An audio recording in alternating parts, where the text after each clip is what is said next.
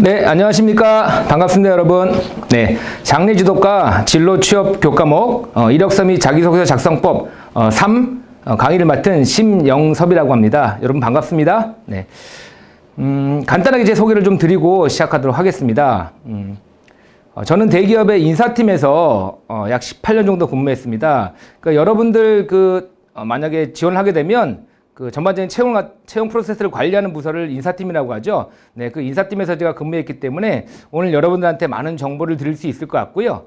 그리고 또 제가 공기업에서 약 3년간 최근 자기소개서 심사위원, 또 다양한 유형별 면접관, 그리고 작년부터는 공정채용심사위원이라고 해가지고 실제 공기업에 가서 채용 프로세스 전반을 보고 그리고 심사하는 이런 역할을 하고 있거든요. 그래서 이번 시간 1부 또 2부까지 해가지고 여러분들한테 유익한 정보 제공해 드리도록 하겠습니다.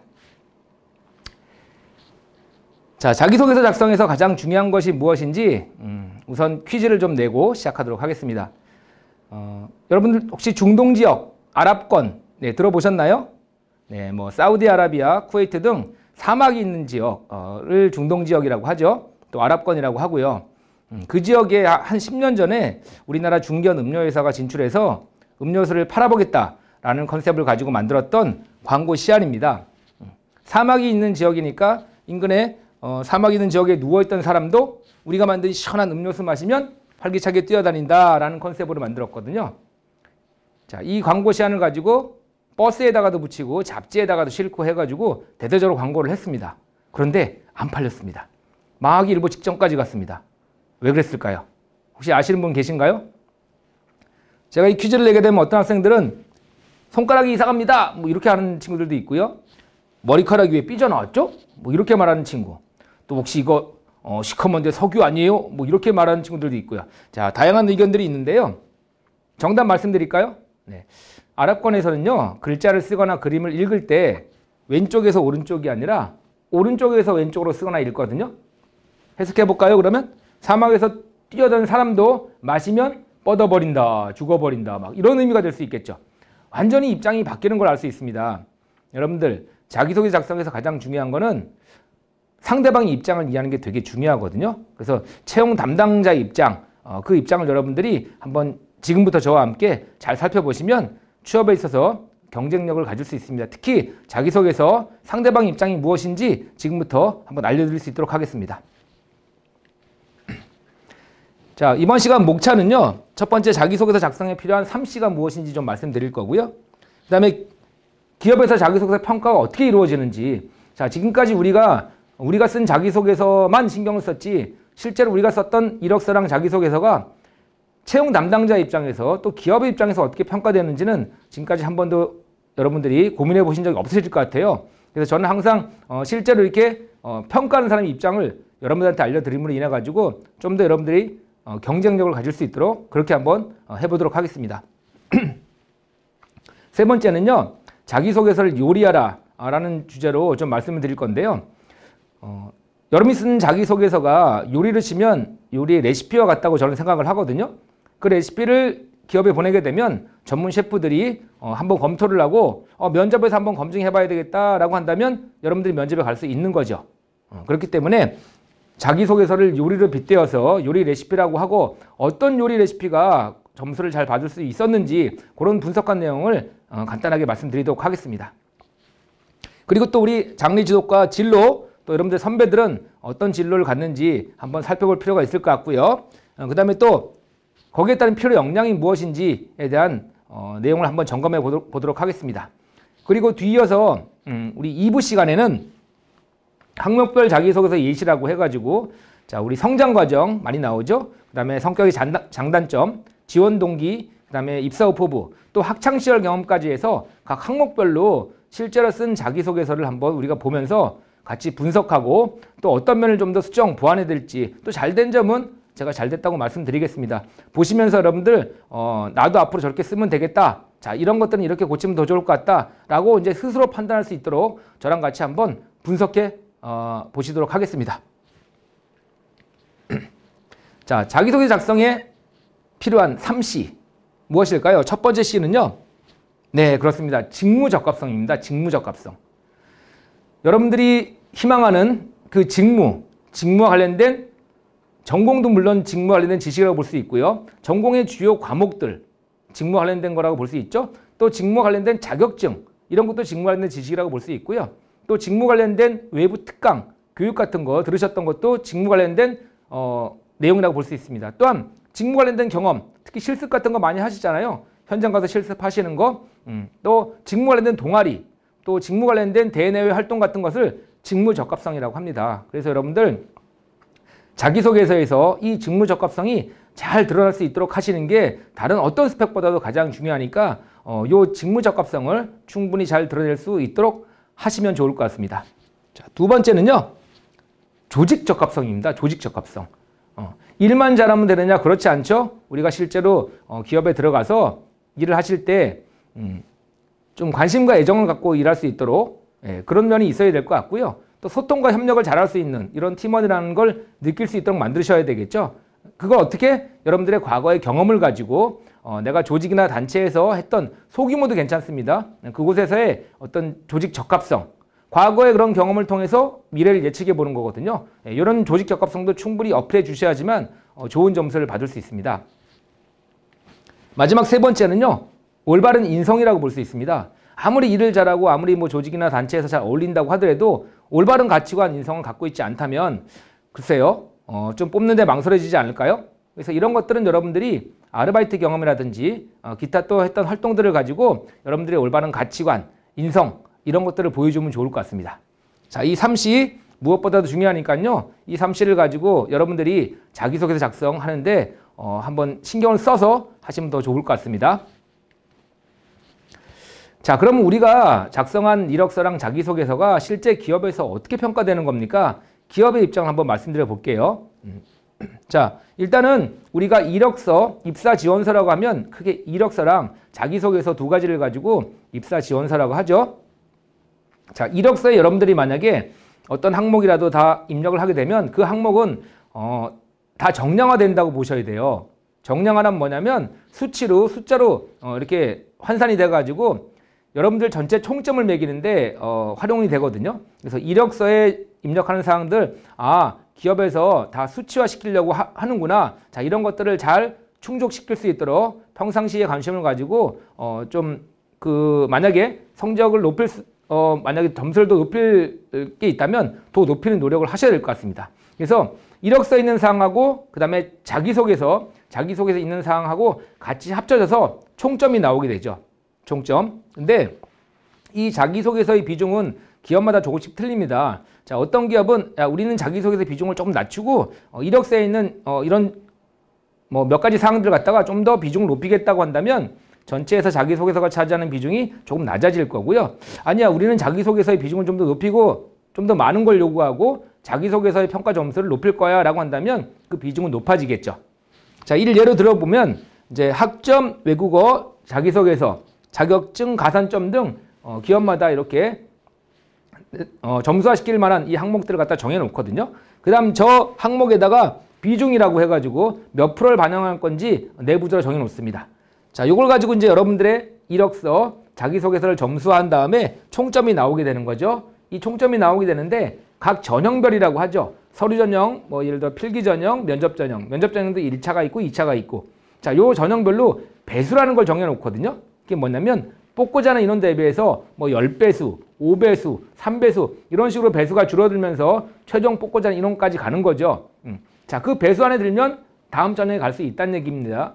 그래서 지금 보시면 이렇게 점수화 돼가지고 중요한 게 트렌드가 하나 있는데 뭐냐면 점수화 됐을 때 여기 합격자 여기까지 배수에 들었거든요. 근데 보시면 알겠지만 학점 29점, 합격 27점, 그리고 탈락자 29점. 탈락자가 점수가 더 높네요. 그렇죠? 그 다음 외국어 22점, 탈락자가 28점. 환산해가지고 6점이나 더 높거든요. 근데 왜 떨어졌을까요? 자기소개서가 8점이 낮았습니다.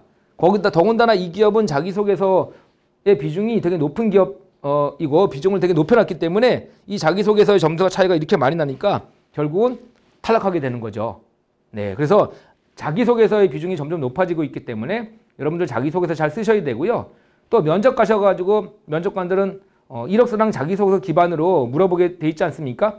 면접에서도 자기소개서가 여러분들 되게 중요한 역할을 하기 때문에 자기소개서 평상시에 잘 쓰도록 여러분들 노력하셔야 될 것 같습니다. 자, 그러면 이제 기업의 어떤 평가 시스템은 이해가 됐는데 그럼 우리의 자기소개서 어떻게 평가되는 겁니까? 자, 요게 대한 내용을 좀 더 자세히 알려드릴게요. 여러분들 혹시 자기소개서 평가할 때 기업의 입장에서 여러분들 자기소개서를 읽어 내려가면서 요 점은 아주 좋으니까 플러스 몇 점, 요 점은 아주 나쁘니까 마이너스 1점, 뭐 플러스 1, 마이너스 1 해가지고 총점 몇 점으로 매겨질까요? 아니요, 그렇게 하지 않습니다. 그럼 어떻게 할까요? 일단 가장 심플하게 두 등급으로 나눠서 하는 회사들이 있습니다. 적합, 부적합 두 등급. 뭐 잘 쓰면 적합, 못 쓰면 아예 부적합 해가지고 두 등급으로 나누고요. 심플하게는 A, B, C 세 등급. 근데 제일 많은 게 5등급입니다. 뭐냐면 좀 더 상대적으로 평가하고 점수를 차별화시키기 위해서 5등급으로 나누게 되죠. 만약에 30% 반영하겠다 그러면 30점 만점을 놓고요. A등급이 30점, B등급이 25점, C등급이 20점, C등급이 이런 식으로 뭔가 차등을 둬가지고 5등급 안에서 점수를 갖다가 이렇게 차별을 두거든요. 그럼 나중에 이제 이걸 반영했을 때도 상대적으로 차이가 나겠죠. 자, 이런 5등급이 가장 많아요. 다 읽은 다음에 만약에 평가자의 입장에서 뭐 B등급이다 그러면 B등급을 딱 찍고 여기처럼 저장 그러면 여러분들은 25점을 받게 되는 거죠. 자, 여기 이 점수를 가지고 앞에 이력서에 있던 점수랑 같이 합치는 거죠. 그래서 총점이 나오게 되는 거거든요. 자, 이해되셨죠? 그래서 자기소개서 이런 식으로 등급을 나눠놓고 그 등급에 맞게 내 점수를 입력하게 되면 나는 그 점수를 부여받는 거다라고 보시면 될 것 같습니다. 자, 그러면 이 등급은 어떻게 매겨지는 겁니까? 뭐 평가 기준이 있는 겁니까? 네, 그걸 좀 말씀드릴게요. 자, 기본적으로 내부적으로 평가 기준 안을 가지고 있습니다. 그냥 하지 않죠. 그래서 CDF. 자, 요거를 갖다가 거의 한 등급이라고 보셔야 될 것 같아요. 왜냐하면 이 기업은 만점이 20점 만점인데 절반 이하인 10점 이하 CDF가 다 10점 이하로 돼 있죠. 그러면 불합격할 가능성이 가장 높다는 거죠. 그래서 한 등급이라고 보시자고요. 그 다음에 B, B뿔, A, A뿔. 그럼 총 5등급으로 나누어지죠. 자, CDF 이 등급 어떻게 하면 맞을 수 있을까요? 볼까요? 한번 세부평가 기준을. 자, 한 항목이라도 작성하지 않거나. 아, 그렇죠. 항목이 많다고 해서 한 항목이라도 빼면은 불이익을 당하고 0점을 맞을 수 있다는 얘기예요. 그래서 여러분 다 채우셔야 되고요. 두 번째, 전부 다 읽겠어? 그러고 한 5개, 6개 문항이 있을 때 두 번째 문항을 카피해가지고 어디 한 5번째나 6번째 갖다 붙였을 때 다 읽습니다. 똑같은 게 한 번 더 반복되면 0점 처리됩니다. 그리고 두 번째는 이제 여러 곳에 지원하다가 카피해서 갖다 붙이다가 잘못해서 예전 지원 회사의 이름까지 같이 갖다 붙였어요. 안 되겠죠. 네, 그러면 0점 다 읽습니다. 그래서 여러분들 그 회사 이름 특히 유의 깊게 보셔야 되고요. 갖다 붙일 때 조심하셔야 됩니다. 그리고 또 여러분들이 많이 좀 간과하시는 게 있는데요. 천자 제한으로 한 항목을 쓰라고 했잖아요. 야, 뭐 천자까지 써 한 400자, 뭐 500자 쓰면 되지. 절반 미만을 썼을 때는 대부분의 기업들이 감점을 줍니다. 감점. 성의 없다고 느껴지고요. 실제로 면접 가서 또 면접관들은 여러분들이 만약에 여러 명이 면접 보실 때 다대다 면접이라고 하거든요. 그럴 때 이제 여러분들의 자기소개서를 쭉 훑어보게 되는데 상대적으로 내 앞 지원자나 뒷 지원자에 비해서 내가 적은 분량의 자기소개서를 썼다면 면접관의 입장에서는 성의 없게 느낄 수도 있거든요. 그래서 여러분들이 안 좋은 선입견을 줄 수 있기 때문에 자기소개서 제 분량만큼 꼭 채우시는 게 좋을 것 같고요. 그 다음 마지막 오탈자. 오탈자도 요즘 많이 보기 때문에 조금 유의하시면 좋을 것 같아요. 특히 자격, 뭐뭐로서, 뭐뭐로써 어떤 게 맞습니까? 학급 회장으로 서가 맞습니까? 써가 맞습니까? 네, 서지요. 자격은 서. 그 다음 나머지 것들은 써. 이런 것들도 좀 여러분들 유의하셔가지고 맞춤법을 잘 맞추시면 좋을 것 같습니다. 자, 그러면 요런 등급, 자, 요렇게만 하지 않으면 B뿔이나 B 받는 거죠, 여러분? 그러면 우리는 B뿔이나 B가 아니라 A뿔이나 A를 받아야 되기 때문에 그럼 어떻게 하는지에 대한 얘기를 조금 더 드리고 진행하도록 하겠습니다. 자, 일단은 기본적으로 두 가지 원칙은 좀 지키셨으면 좋겠는데요. 이 원칙은 어느 책에도 없는 이런 원칙인데 제가 썼던 책에만 있는 그런 원칙입니다. 제가 자기소개서 관련된 책을 2권 썼는데요. 자, 여러분 어떤 걸 가장 유의해야 될까요? 뭐 거짓말을 하지 말아야 될까요? 뭐 아니면 뭐 오타를 줄여야 될까요? 네, 저는 가장 기본적인 원칙 중에 하나를 절대 밤에 쓰지 마라. 이 원칙을 여러분들한테 좀 강조해 드리고 싶어요. 오늘 만약 이 강의를 들으신 다음에 저녁에 한번 새벽 1시, 2시에 한번 써봐야 되겠다라는 생각 가지고 책상에 앉으셨어요. 스탠드 하나 켜놓고요. 자, 창밖을 보니까 어둠이 캄캄한 이런 새벽이고요. 조용합니다. 그리고 하늘을 보니까 가을비가 내리기 시작합니다. 추적추적. 네, 갑자기 센치해지죠. 마음이 착 가라앉는데 보니까 성장 과정쓰래요. 정말 지금까지 힘들게 어렵게 살아왔거든요. 눈가가 촉촉해지죠. 눈물 한 방울이 뚝 떨어지면서 써내려가기 시작합니다. 어렸을 적부터 혼자 있기를 좋아했던 아이였습니다. 시골 작은 마을에서 태어난 저는 비바람이 몰아치던 어느 날 밤, 네, 자소서를 쓰는 거죠. 자소서가 아니라 자소서를 쓰는 겁니다. 기업은요, 이성적인 집단입니다. 감성적인 집단이 아니거든요. 그렇기 때문에 여러분들 너무 늦은 밤에 쓰게 되면 감성적으로 바뀌게 돼요. 여러분들 이성적으로 쓸 수 있도록요, 좀 초저녁이나 낮에 쓰는 게 좋으실 것 같습니다. 첫 번째 꼭 지켜주시고요. 자, 두 번째, 세 번째는요, 기분 좋을 때 긍정적인 생각 가지고 써라. 네, 뭔가 동의하십니까? 그렇죠? 이게 요즘 AI로 또 자기소개서 심사하는 기업도 늘고 있지 않습니까? AI로 심사할 때 여러분들 어떤 걸 주로 볼까요? 물론 아까 제가 말씀드렸던 뭐 글자 수가 지나치게 적거나 또 뭐 동일한 단어나 이런 것들이 반복되거나 이런 것들은 다 잡아낼 수 있는 거죠. 그런데 거기에 단어 풀을 가지고 또 매칭시키는 이런 작업도 하거든요. 그러니까 예를 들어서 갖고 있는 단어 풀에다가 여러분들 자기소개서를 갖다가 같이 매칭시켰을 때 긍정적인 단어가 더 많은지 부정적인 단어가 더 많은지, 그걸 통해서 여러분들이 긍정적인 사람인지 부정적인 사람인지 이것도 느낄 수 있겠죠? 자, AI뿐만 아니라 실제 사람이 보더라도요, 여러분이 전체로 좋은 단어 그리고 긍정적인 단어들을 많이 쓰게 되면 긍정적인 지원자라고 느끼지만, 비록 뭐뭐 할 수 없었지만 뭐뭐가 아닐지라도 실패, 뭐 어둠 이런 단어들을 쓰게 된다면 여러분들 부정적인 지원자로 인식될 수 있어요. 그래서 그런 것들을 갖다가 좀 유의하시면 좋을 것 같습니다. 그래서 항상 기분 좋을 때 긍정적인 생각까지 쓰자. 그래야지만 목표의식, 주도적, 적극적, 성실함, 책임감 이런 단어들이 나도 모르게 나오는 거죠. 이 원칙 꼭 유의하시고 여러분들 자기소개서 쓰셔야 될 것 같습니다. 자, 이제 요리 얘기를 좀 해드릴게요. 요리 얘기. 제가 자기소개서는 요리 레시피다라는 말씀을 드렸잖아요. 예. 이 요리 레시피 잘 쓰셔야 되죠. 그래야지만 면접 가서 전문 셰프들이, 면접관인 셰프들이, 또 채용 담당자인 셰프들이 여러분들의 자기소개서 검증하는 거죠. 거기까지 가려면 일단 자기소개서 잘 쓰셔야 되는데요. 자, 요리 레시피 잘 꾸미는 방법, 이제부터 한번 요리를 빗대어서 말씀드려 보겠습니다. 해물탕을 맛있게 끓이는 비법이 뭘까요, 여러분들? 네, 라면 스프 뭐 넣고 이런 거 아닙니다. 또 어떤 분들은 라면 스프는 맛있다고 하는데, 물론 맛있겠죠. 근데 또 다른 방법이 어떤 게 있을까요? 네, 그렇죠. 맞습니다. 재료 많이 넣으면 맛있잖아요. 신선한 재료. 갓 잡은 이 다양한 해물들. 이 자체로 맛이 나오지 않습니까? 어떤 걸 넣지 않더라도. 여러분들 신선한 재료 활용하시자고요. 신선한 재료. 여러분들 실습 많이 다녀오셨죠? 직무 관련된 실습 경험, 또 인턴 경험, 또는 뭐 계약직 근무했던 경험, 뭐 이런 것들 먼저 적어주시고요. 그 다음에 여러분들 전공의 주요 과목들, 또 관련된 자격증들, 이런 것도 직무와 관련된 신선한 재료거든요. 또 직무 관련된 동아리, 또 직무 관련된 경진대회 경험, 또 직무 관련된 뭐 산학협력 수행 과제 경험이라든지 여러 가지 있을 수 있거든요. 직무 관련된 이런 신선한 재료를 많이 쓰는 게 첫 번째, 자기소개서 점수 잘 받는 비법이니까 여러분들 이 재료를 충분히 활용해 주시고요. 다음 뭐냐면, 그런데 제가 이 재료가 조금 부족한데 이럴 때는 어떻게 될까요? 네, 부족할 때는 만약에 자기소개 쓰실 때 앞부분에다가 신선한 재료를 갖다 좀 배치시키는 것도 좋은 전략 중에 하나세요. 한 사람 걸 다 읽은 다음에 점수를 등급을 부여하고요. 그 다음 사람 걸 또 읽어 내려가기 시작하거든요. 그때 앞부분이 되게 중요한 게 사람으로 치면 선입견입니다. 첫인상이에요.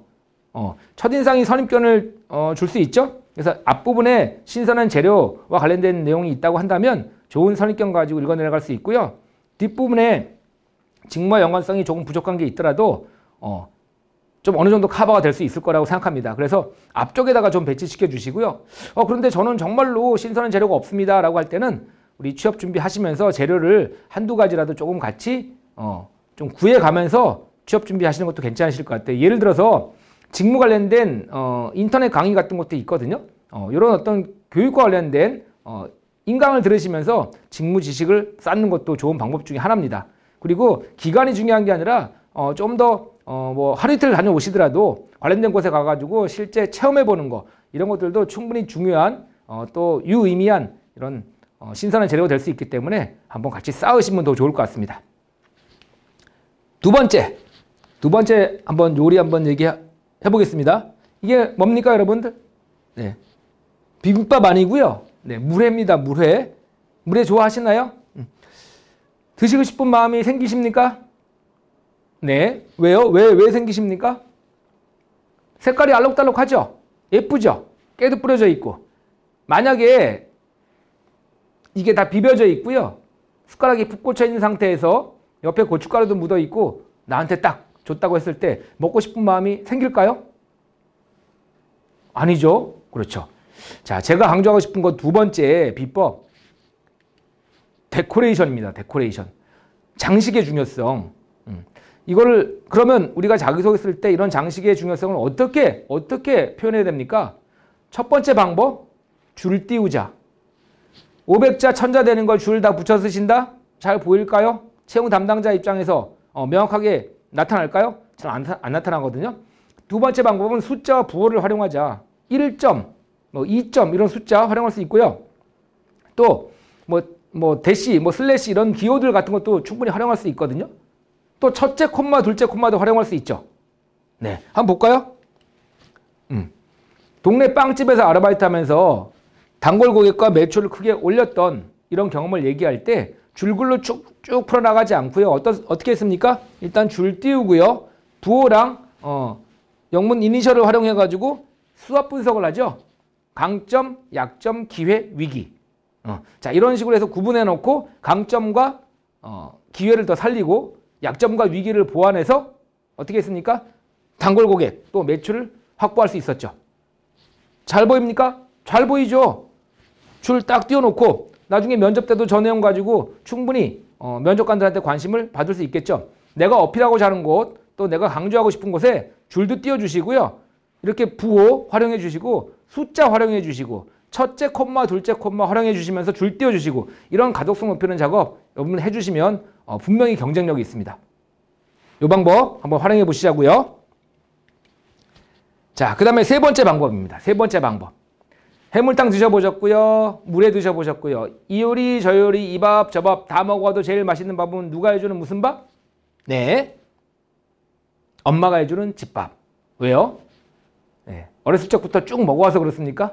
너무나 익숙해서요? 그렇지 않죠? 물론 그것도 있겠지만 엄마의 정성, 진정성이 느껴지기 때문에 그런 것 같습니다. 재료가 조금 부족하신 분들일수록 더 이 정성을 쏟으셔야 됩니다. 이거는 2부 시간에 제가 각 항목별로 자기소개서 작성 예시를 보면서 같이 분석을 할 텐데요. 화려하진 않지만 읽으면서 뭔가 지원자의 솔직한 마음, 진솔함, 진정성 이런 게 느껴지는 자기소개서가 있거든요. 네, 그런 것들이 바로 진정성, 정성이라고 볼 수 있습니다. 그래서 좀 더 가벼운 소재라고 하더라도 직무와 연관성이 다소 부족한 소재라고 할지라도 여러분은 좀 더 진정성 있게 정성을 다해서 어필한다면 충분히 여러분들 관심을 받을 수 있으니까 마지막 세 번째 엄마의 집밥 같은 정성을 다해 보시는 게 중요할 것 같습니다. 자, 1부 시간의 마지막 시간으로요. 마지막 부분인데 우리 장래 지도과 진로 및 그다음에 필요 역량에 대한 말씀을 좀 드리겠습니다. 자, 우리 과를 한번 소개한다면 우리 과는 어떤 과일까요? 네, 장래 전반에 대한 체계적인 교육을 통해 장래 절차, 장래 관리, 그다음에 장래 제도, 장래 상담 및 공중보건 상상에 이바지할 수 있는 전문 장래 인력을 양성한다라는 걸 목표로 두고 있죠. 그래서 우리 과와 관련된 일을 한다면 상담도 잘해야 되고요. 보건과 관련된 어떤 이런 마인드도 갖고 있어야 되겠죠. 그리고 제도나 절차 같은 것도 잘 준수할 수 있는 이런 어떤 준법성 같은 것도 필요하다고 볼 수 있죠. 예, 그래서 우리 과를 소개하는 이 내용을 가지고도 우리가 이쪽 분야에 갔을 때 어떤 역량이 필요한지 충분히 느낄 수 있는 거죠. 그리고 우리의 선배들은 어떤 취업 분야에 지금 현재 취업하고 있을까요? 또 일을 하고 있을까요? 이게 곧 우리가 나아가야 될 방향하고 유사하다고 볼 수 있겠죠? 자, 보시게 되면 장례식장이나 전문 장례 상담사, 또 보건직 공무원, 장례 관련된 서비스업, 그다음 묘지 및 봉안시설, 국립현충원, 상조회사, 연구차량 운수 등 정말로 다양한 분야에서 지금 활동을 하고 계십니다. 그 다음에 보시면 또 중간쯤 뭐 시설관리공단이나 또 대전시 시설관리공단 이렇게 공기업에 또 취업해가지고 장래와 관련된 이런 업무를 수행하기도 하거든요. 네. 그리고 뭐 기타 토탈 장래와 관련된 곳, 뭐 이렇게 해가지고 정말 분야가 다양하게 있거든요. 여러분들 한번 선배들이 갔던 이런 분야를 다시 한번 확인하고 내가 갈 수 있는 분야도 한번 점검해 보는 것도 좋을 것 같습니다. 자, 그리고 마지막으로 필요 역량을 갖다가 제가 국가 직무능력 표준이라고 합니다. NCS라고 또 명칭하고 있고요. 직무에 대한 표준을 만들어 놓은 매뉴얼화 시킨 사이트가 있거든요. 국가 직무능력 표준 NCS 사이트에 들어가시게 되면 장래 지원과 관련된 이 직무를 갖다가 다음과 같이 정의를 하고 있습니다. 이 정의를 잘 읽어보시면 여러분들이 어떤 역량이 필요한지 이 직무의 정의를 보고 아실 수 있거든요. 한번 같이 볼까요? 장래 지원은 장사시설 이용객에게 원활한 장래가 진행될 수 있도록 계약된 장래용품과 장래 서비스 등을 공급하고 일련의 장래 절차를 지원하며, 자, 계약된 장래용품과 장래 서비스 등을 공급하고, 그럼 계약 내용을 준수해야 되겠죠. 그래서 준법성, 규정과 절차를 갖다가 잘 지키는 이런 역량들이 필요하다고 볼 수 있겠죠. 자, 그리고 일련의 장래 절차를 지원하며 위생적이고 안전한 장사시설 관리를 통해, 그러면 위생관념, 또 안전관리, 이런 거에 대한 역량, 이런 거에 대한 어떤 생각, 마인드가 되게 중요하겠죠. 그러니까 이런 것도 여러분들 잘 어필하셔야 된다는 얘기입니다. 통해 쾌적한 장래 분위기를 조성하는 제반 업무를 담당하는 일이다 라고 되어 있습니다.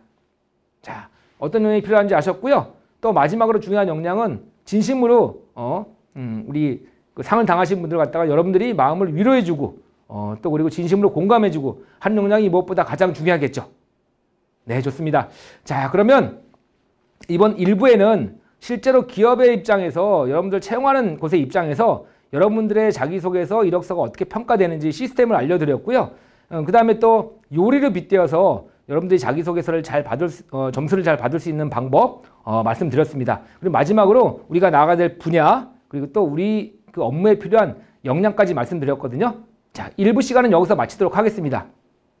2부에서는요, 여러분들 각 항목별로 성장과정, 성격의 장단점, 학창시절, 지원동기 및 입사 후 포부의 실제 예시를 들어드리면서 같이 분석하고 또 같이 보완점은 무엇인지 파악해보면서 여러분들의 자기소개서에 대한 경쟁력을 더 키워볼 수 있도록 하겠습니다. 자, 그럼 1부 여기서 마치겠습니다. 수고하셨습니다.